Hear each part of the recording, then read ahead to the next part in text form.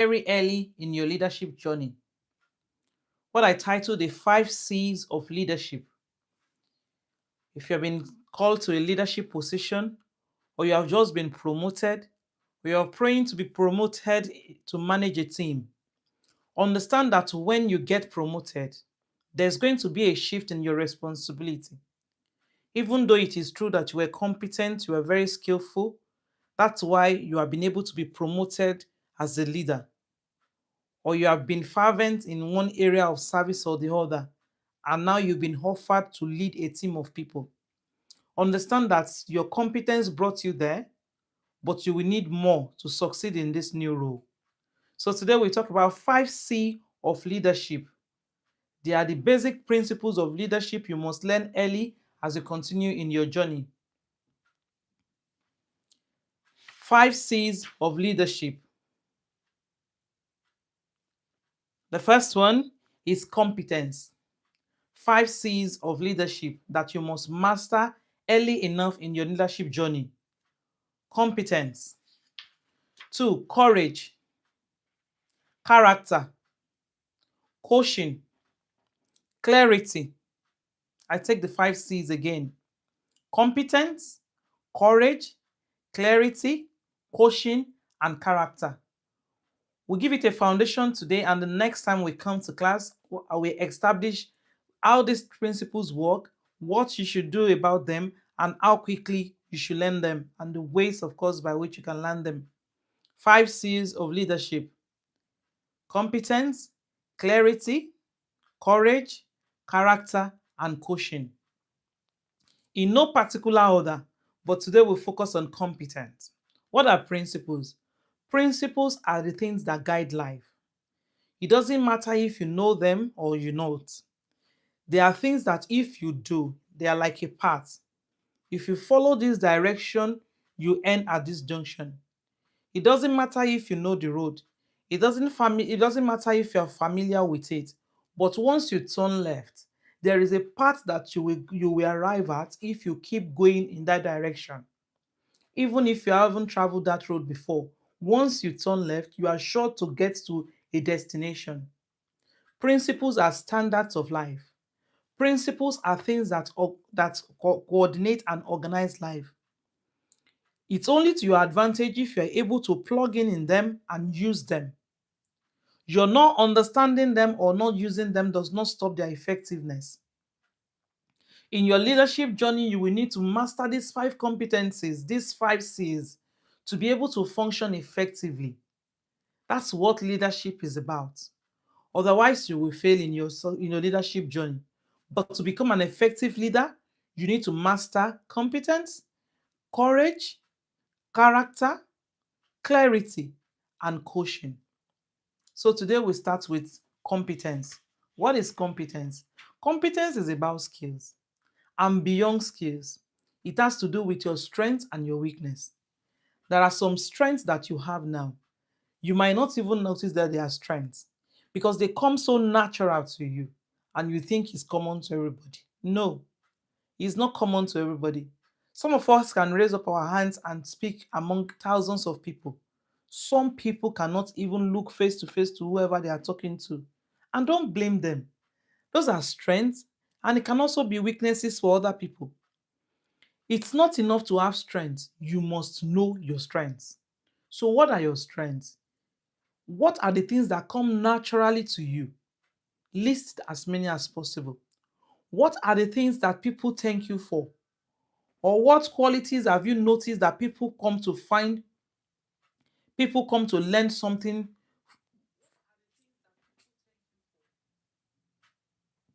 What are the things that you know that people come to look for you for? What are those things? You need to understand your strengths and master it. Thank you for joining me. You need to master your strengths and build your competence on that. There are weaknesses.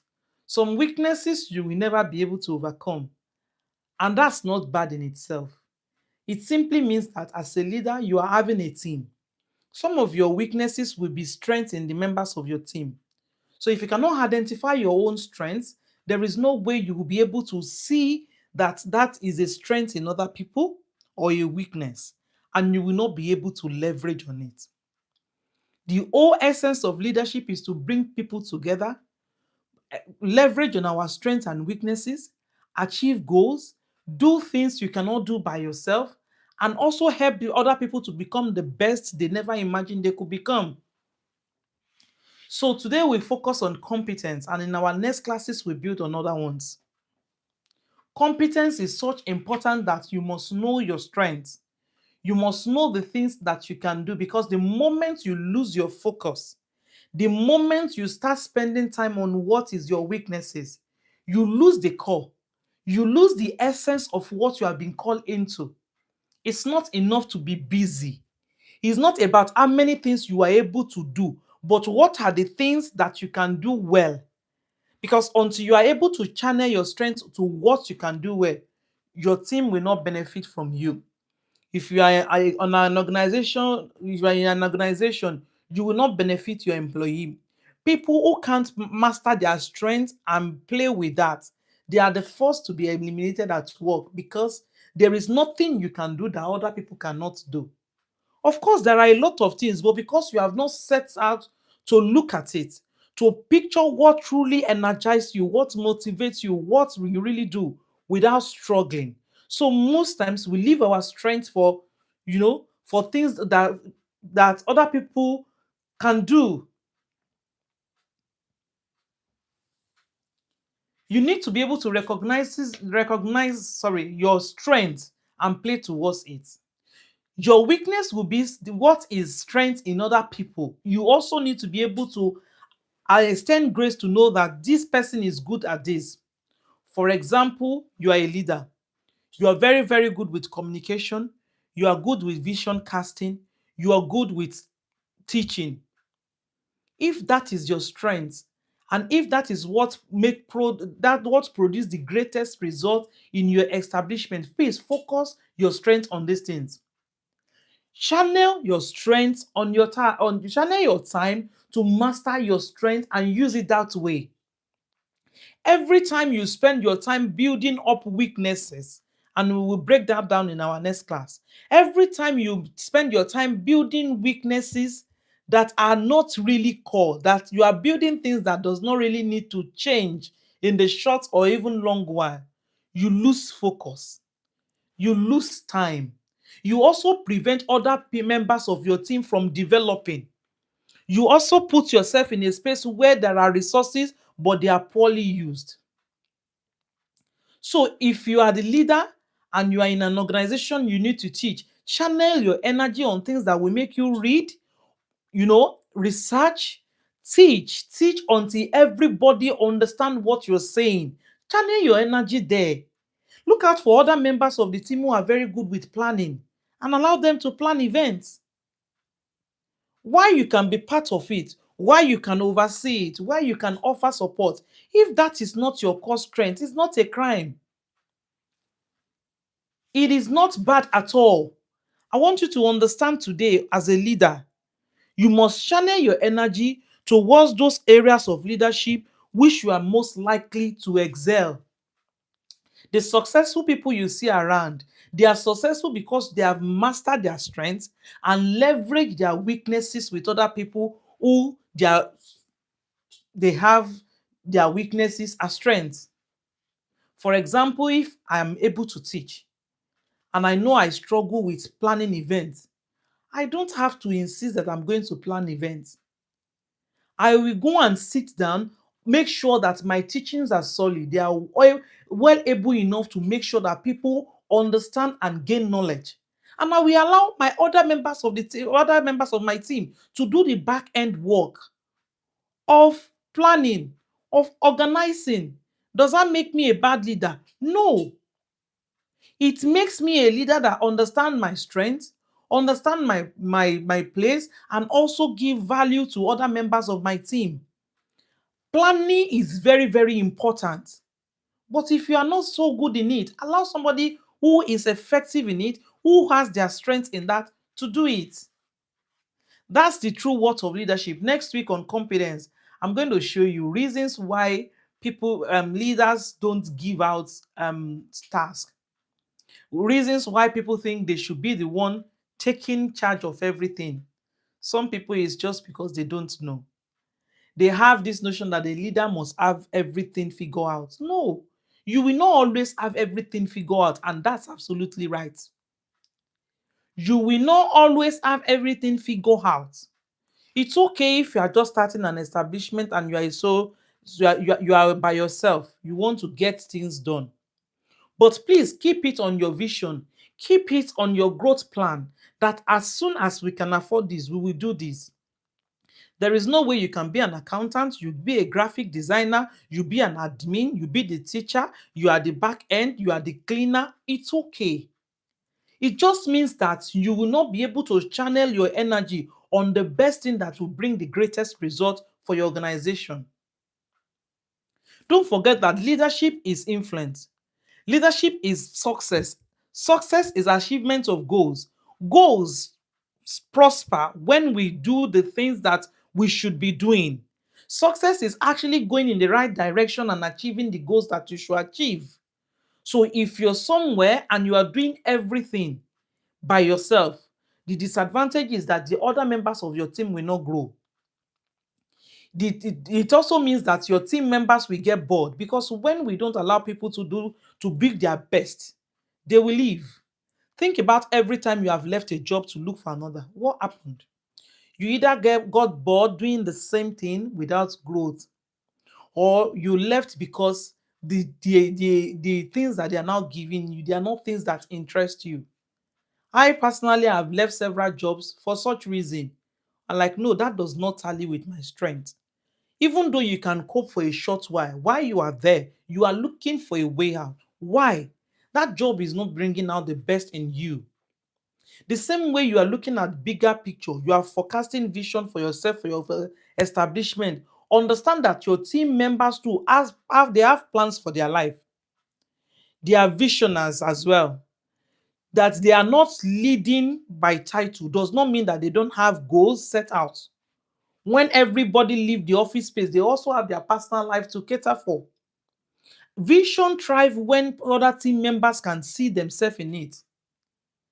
Even though you are the one casting vision, it is to make life better. So understand your strength on time. And that takes us to the subject of self-awareness. So many people think they are aware. Oh, I know when I get angry. Oh, I know when I'm happy. Oh, I know when I should. That's part of it. That's fine. But beyond that, what are your strengths?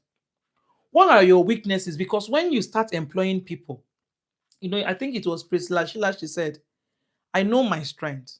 And when I set out to employ people, I am not looking for somebody to come and replace me.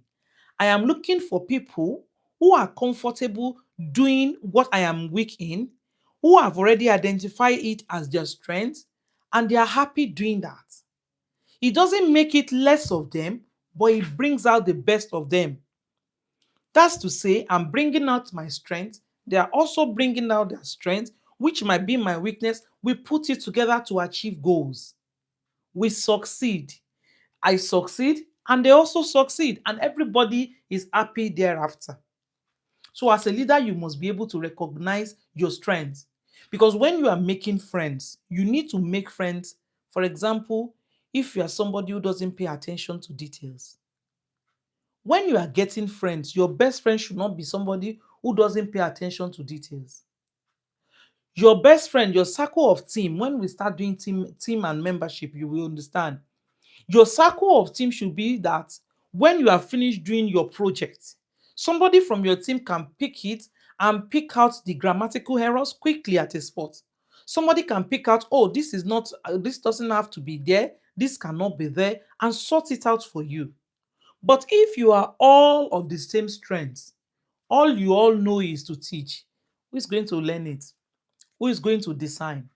Who is going to broadcast? Who is going to do the back end? Who is going to be the admin?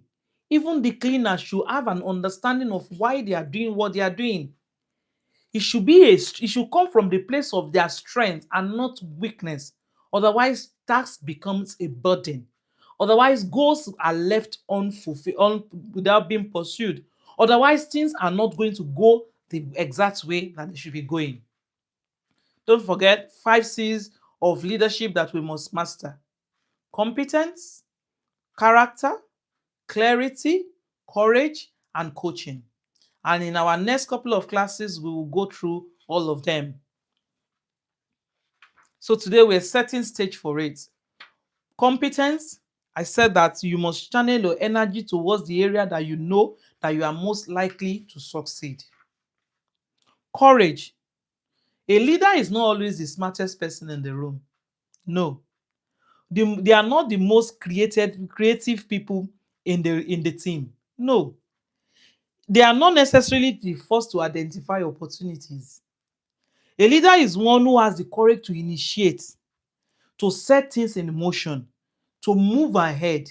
You just take the lead. That's why we gather as a team and we say, look, this is the problem. Let's brainstorm. Somebody say, oh, this is the idea. Oh, this is the idea. When people are picking ideas, it's fine. Ideas does not always have to come from only you. Can it come from you? Yes, but it doesn't have to be only you. Because if you really have good heads in your team, it means they should be able to think up good ideas too. But why everybody is dilly-dallying, while everybody is waiting, why they are not sure of the next step to take, your responsibility as a leader is to initiate, is to set that idea in motion. Even though the idea might not come from you, but the moment you see that it aligns with the value, with the mission, and with the success goals that you want to achieve, then you set out in motion. That's what makes you a leader. Clarity. We live in uncertain times. That's so obvious. And at every point in time as a leader, you will need clarity. Even when things are uncertain, are you wondering, uncertain? And I still need to be clear. Uncertain time require clear directives from you as a leader. Everybody to know where you stand. We are not sure of where we are going, but because of who we are, our vision, our values, this is where we stand. They need to know there is a storm, that's all right. There is crisis, yes. But in the middle of all of this is where we stand. That's clarity. Clarity is not that something bad is not happening or everything is going on fine. Clarity is not always having answers to what is going. Clarity is understanding what you stand for. Who are you? What is expected of your team members? That's clarity. Clarity is not that the journey is smooth and clear. Clarity is even though it's foggy, even though it's unclear, even though we don't know what next lies ahead, but we are here. And this is what we want to do because of who we are, what we want, and how we want it done because of who we have described ourselves to be. What most young leaders do is to allow uncertainty to leave them paralyzed. They become indecisive. They cannot come up with a decision. They overthink. Oh, if I say this now, hey, can we do this now? In the course of the week, we will break it down further to let us understand what clarity really means. As a leader, you must be clear. You don't know what the future holds for your family, but your vision, your goals should direct you. Your values, should be able to guide your step of clarity. The next one is character. Anybody can lead. And if you have observed, there are so many leaders around that are not successful. You can even lead with bad character. Yes. The only thing is that people will not follow you. The only thing is that your leadership will not be an exemplary one. Your leadership will not be effective. And in the real case, it will not last. Because you don't want your gift and talent to take you to where your character cannot sustain you. So as a leader, you must master good character. Character will provide the next generation leaders with the moral authority they need to bring things to accomplishment. Character will help you to gather the right resources. Character will help you to, push further. Character will help you to open doors, will give you access. Character can also shut it. That's it. Characters will open doors for you. It can also shut the door. So the decision is absolutely yours. What do you want? What exactly are you looking out to? You cannot be giving out rules and regulations for your team and you are not doing it. It's going to last for a while, especially if you use force. But over time, you will lose trust, you will lose respect, you will even lose the team because they cannot see a correlation between the person who you claim to be and who you are really are. So we need to learn how to build effective character. It's a principle. It doesn't matter if you are aware of them or not, they still stand. This is where I want to stop today. Just a foundation of what we've been talking about. And if I have not talked about coaching, you may be very good. You may even be better than everyone else. But you know what? Without coaching, without mentorship, you won't be as good as you are. You need mentors. You need coaches. One of the things that sets young leaders that make them to fail is that they are doing a lot of trying and error. They are waiting to get the experiences of their own. They are young, isn't it? So it means that there are no the experiences is not much. But you can't wait until you have all the experiences. You have to tap into the experiences of people who have gone ahead of you. I can't remember that person that said, now, if I ever see father, it's because I have climbed up on the shoulder of people who have gone ahead of me. Because until you experience is in the past, you are young, you are just coming. It is when you look back to what you have done, if they are successful or if they have failed, that you build experience. You don't have the time to do all of that by yourself. So what do? You buy into coaching. You look out for people who want the result that you want. People who have already crossed through the path that you are now trying to part. You lean on their shoulders, you read books. And when I talk about coaching, I know these days we get mentorship and coaching, we get it modeled up together. Somebody who you have not met before can be your mentor. Somebody who you have not seen before can be a coach to you. Of course, you cannot eliminate the paid coaching, the paid mentorship, the connections, and the benefit you will get from having somebody face to face, somebody who on the other end also know that they are waiting for you or they are looking out for you for correction, for guidance. But the simplest way you can start is to get their books. Are they on podcast? Follow their podcasts regularly. Have they written out books? Buy it. There's one interesting quote in the chapter in the Bible. It said, go to them that sell and buy for yourself. Buy. Buy books. When people write books, it's a summary of what they know, good books anyway, what they know, what they have experienced, what they have researched, what they have encountered. So you are literally paying a small amount of money to gather the knowledge of somebody. That knowledge can be minimum of 2 years. Good books. Ask people who write books. The lot of research. In fact, pick one John Maxwell's book, for example, as a leader. Look through all the references that John Maxwell packed in that book. My goodness. You will be surprised how far he has read wide, lot of stories that he's going to tell, his experiences, his encounter, his researches. Some of those research articles, you will never come across them.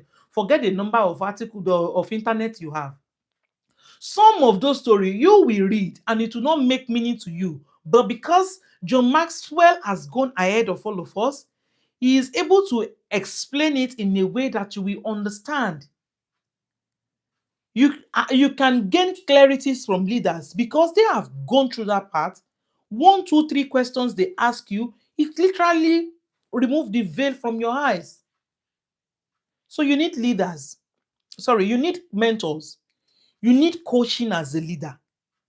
These are 5 principles I want you to work on throughout this year so that by the end of this year, you come out with competence, with courage, with clarity, with good character. Because there are some things that you are doing now, you think that is who I am. No, that is not who you are.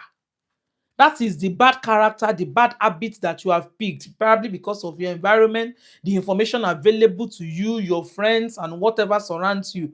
But that character is not going to fly you to the next phase that you're going. That character of dishonor, that character of, whatever it is, will not take you far. Because character will either open doors for you or shut them. So, as a round up, we're going to be focusing for the rest of the month on 5 principles of leadership you must master: competence, courage, clarity, character, and coaching. Send in your questions. Join our WhatsApp channel where we answer questions. Send in your questions. Join our community. Don't forget to share, to like, and subscribe. You are a young leader. Life has placed in your hands things that you don't expect at such a time like this. You can do it, but you don't have to do it alone.